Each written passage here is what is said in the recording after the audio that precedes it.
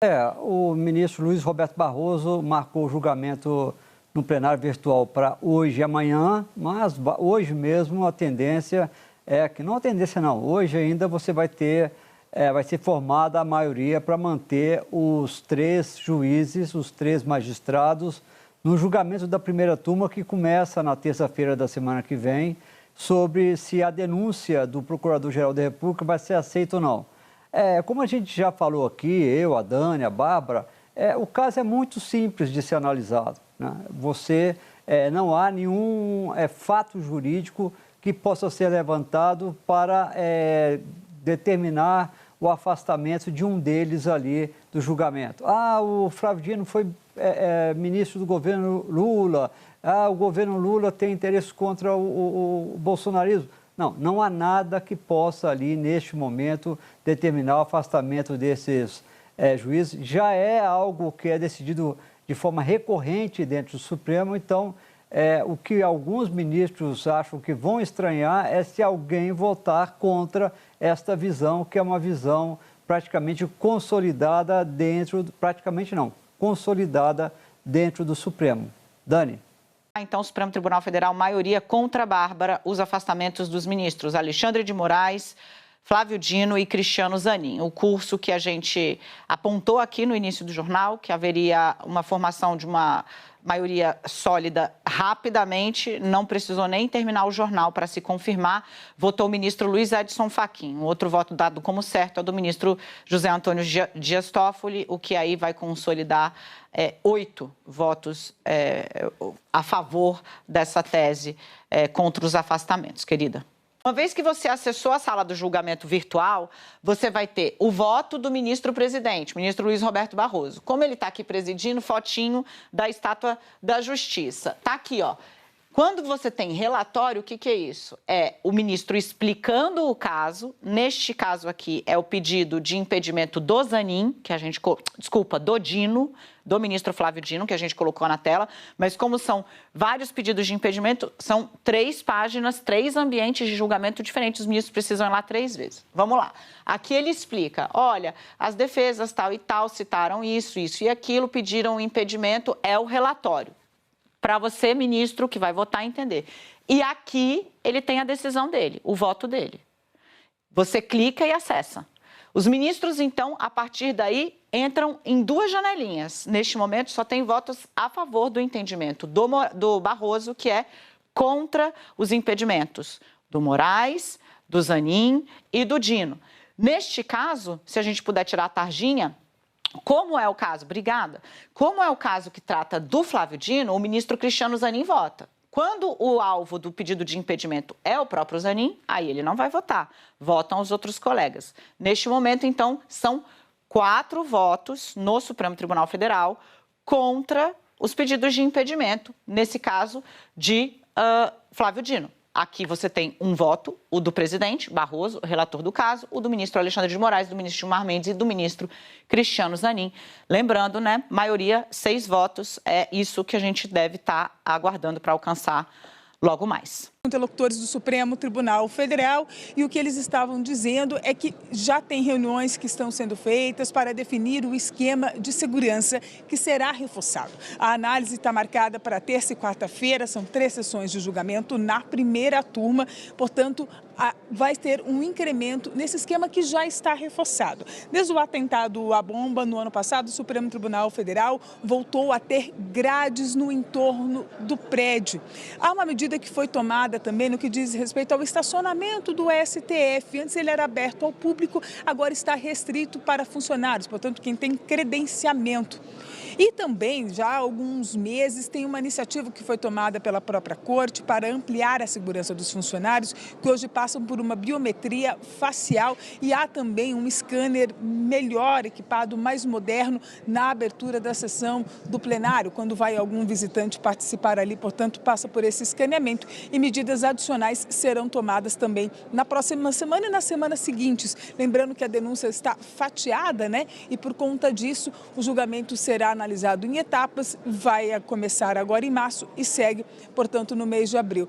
Ontem à noite, Brasília teve um jantar importante. Ele estava marcado, segundo eu apurei com os convidados, há cerca de 40 dias. O primeiro a revelar a existência desse jantar foi o Robson Bonin, colunista-chefe da coluna Radar, de Veja, da revista Veja. Pois muito bem, eu avancei. Você vai ver aqui no blog já a apuração sobre o que aconteceu. Foi na casa desse personagem aqui, o ministro Alexandre de Moraes, há cerca de 40 dias, fez um convite para uma série de autoridades para oferecer um jantar em homenagem a Rodrigo Pacheco, o senador, 2 vezes presidente do Senado, com quem o Alexandre de Moraes tem uma boa relação pessoal há décadas. Ela supera a chegada de Pacheco na presidência do Senado e antecede a chegada de Moraes ao Supremo Tribunal Federal.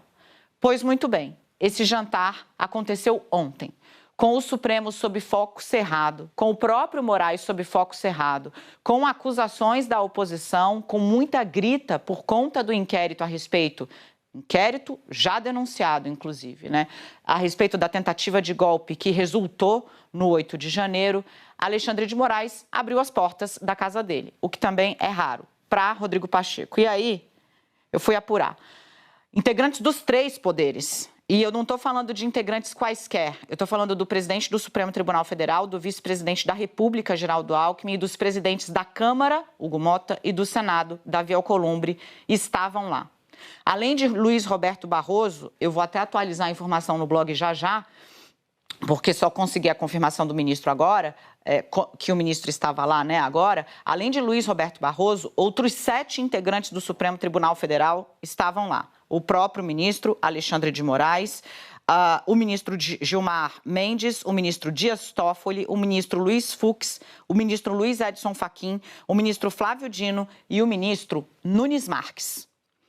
Metade, praticamente, do STJ estava neste evento, Superior Tribunal de Justiça. O STJ tem 33 ministros, 12 estavam lá.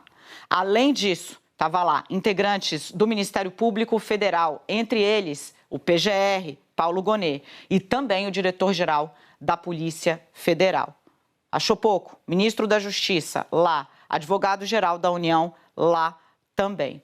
Entre os integrantes do STJ, o presidente do Superior Tribunal de Justiça e o vice, Luiz Felipe Salomão. Em Brasília, além, claro, do prestígio do Pacheco pelos 8 anos passados no Senado, esse jantar simboliza muito. Ele mostra a amplitude dos laços que o ministro Alexandre de Moraes construiu durante a sua passagem aí, não só pelo Supremo, mas na vida pregressa. Por exemplo, Alckmin foi governador de São Paulo, do PSDB, lembra disso? Era considerado o quadro mais à direita do PSDB e o linha dura que estava na Secretaria de Segurança Pública dele, Polícia na Rua, inclusive durante momentos duros, com protesto e etc., e ação incisiva e criticada pela esquerda da polícia, era Alexandre de Moraes.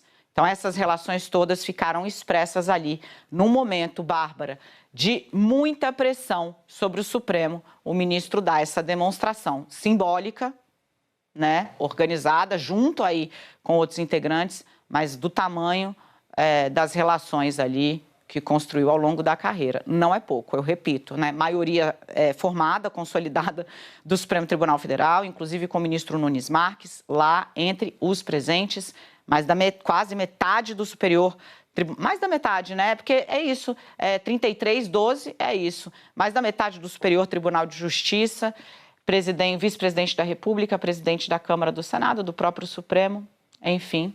Foi longa a noite em Brasília ontem.